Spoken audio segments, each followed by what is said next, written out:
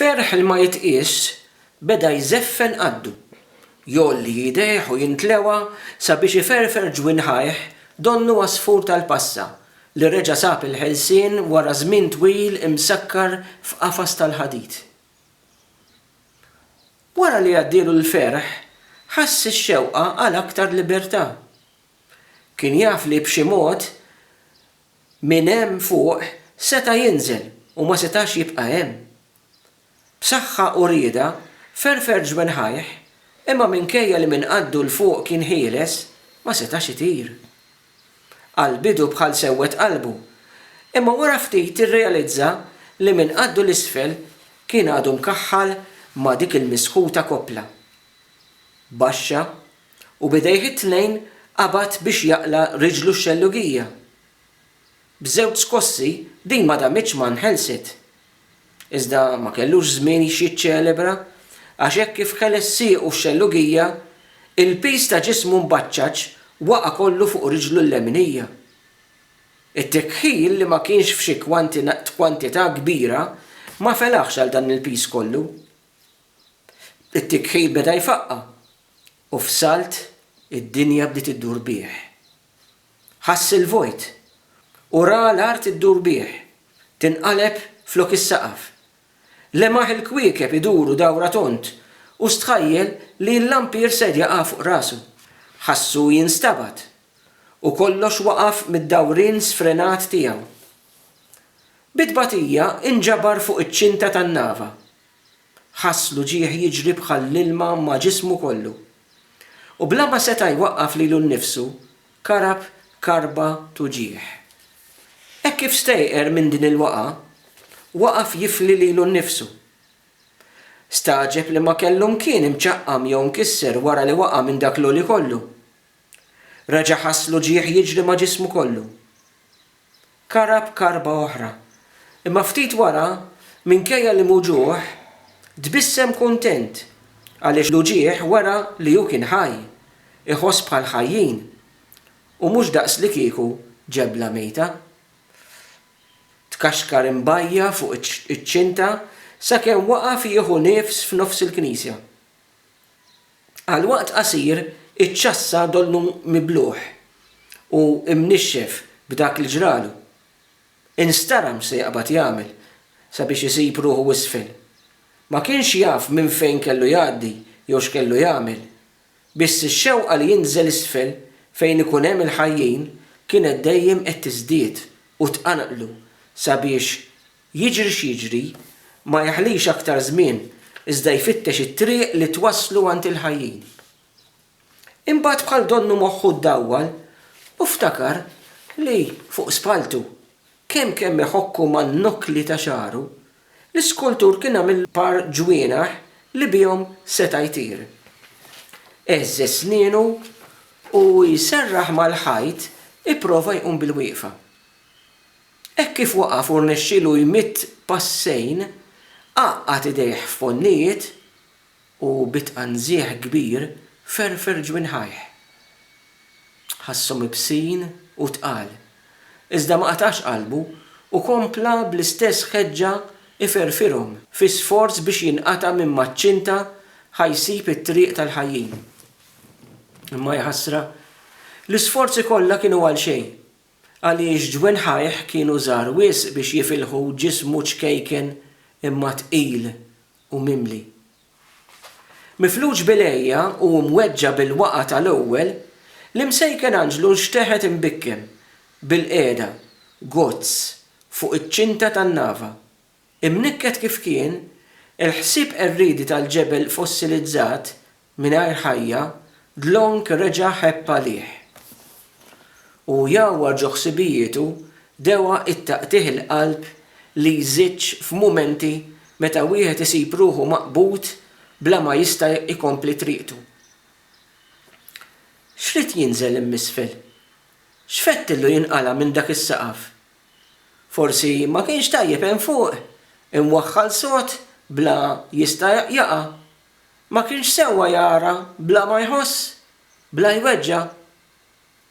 Minkejja li kien nieqes mill-libertà, hemm fuq imkaħħal qatt ma beża' mis-sija li jmiss. Laqqas biss kien jaf li kien hemm il-bieraħ, illum u għada.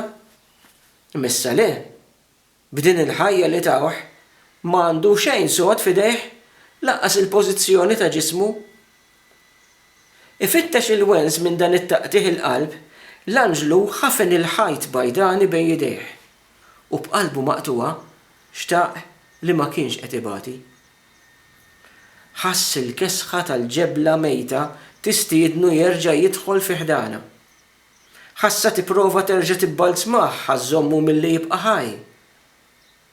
Olla ħarstu l-fuq lejn it-tambur tal-kopla u ra l-figuri minn quxa, ibbalzmati ċassi imwaħla mal-ħajt, bla ħajja, bla sentimenti, bla ebda ħsus.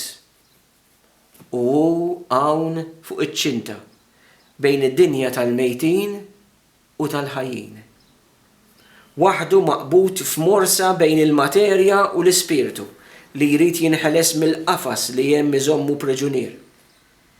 Hawn maqbut quddiem triqtu magħluqa imċaħħad milli jkompliha bi ħsiebu merri bid-dubji tal-biża' li ħakkmuh, jeddu li jeqirduh. Imbagħad ħarstu għajjiena waqgħet fuq ix-xema ħamra tlieb fuq il-ħitan, dija żgħira ħamranija li jinfirxet bħal roża ta' kulur il-laħam sfumat fuq ġilda bajdanija. Id-dera tal-fjamma titlieb u tintlewa mal-ftila rqieqa mazza fix-xema bħal ħallitlu ħsibijiet mtaqla. Id-dellijiet roża deru jilabu ma' ħaddejħ bajdanija, waqt li għajnejh iħarsu fil-vojt reġgħu bdew jilmaw bit-tama. Boloħ huma ħsibijiet irrieda, lejja li taħkem bela għaliex jekk m'hemmx ħajja lanqas dawn il-ħsibijiet ma jkunu jeżistu. Il-fjamma kompli tittebteb, iddawwar ħsibijietu. X'iswa li tkun ħaj meta mejjed, tenna lilu nnifsu. Il-ħajja vjaġġ imma mhix triq waħda, u l-vjaġġ iterraq f'artijiet li qatt ma rajt, dinjiet li darba biss iddur, tweġġa' u tifraħ, imma dak hu l-vjaġġ, is-sabiħ tiegħu. Imqanqal iċkejken Anġlu qam fuq riġlejh, ħa nifs twil il-ġewwa sabiex isaħħaħ lilu nnifsu u fil-waqt li beda jferfer ġbin ħajħ, ta' ġirja u b'qabża intelaq fil-vojt. B'saħħa barranija ferfer ġbin ħajħ u għal-farka ta' sekonda irnexxielu jtir ftit il-bogħod miċ-ċinta sa kważi mess il-katina tal-lampier. Biss it-toqol tal-ġisem u ċokon ta' ġbin ħajħ ma setawx jiksru il-prinċipju tal-gravità u hekk kif is-sagristan bajnejh impexbxin beda jdawwar il-muftieħ ħalli jerġa' jibda ġurnata oħra, il-Knisja dwiet bit-tiżbita tal-Anġlu jinstabat mal-bankijiet biex tgerbeb biċċiet mal-art. Maħsud u fl-istess kien imwerwer, is-sagristan daħal il-ebbed biex jara minn fejn instema dak l-istorbju kollu. Tnixxef kif sab id-dera tal-Anġlu mfarrak imxerret mal-art u flimkien mal-biċċiet tal-injam li tar mill-bankijiet. Ma setax jifhem kif dak l-Anġlu waqa' mit-tambur tal-kopla u spiċċa fl-art metr il-bogħod mill-imkien fejn kien imwaħħal. Bil-fors li xi ħadd wadbu, il-ġebel ma jimxiex waħdu, ħaseb bejnu u bejn ruħu.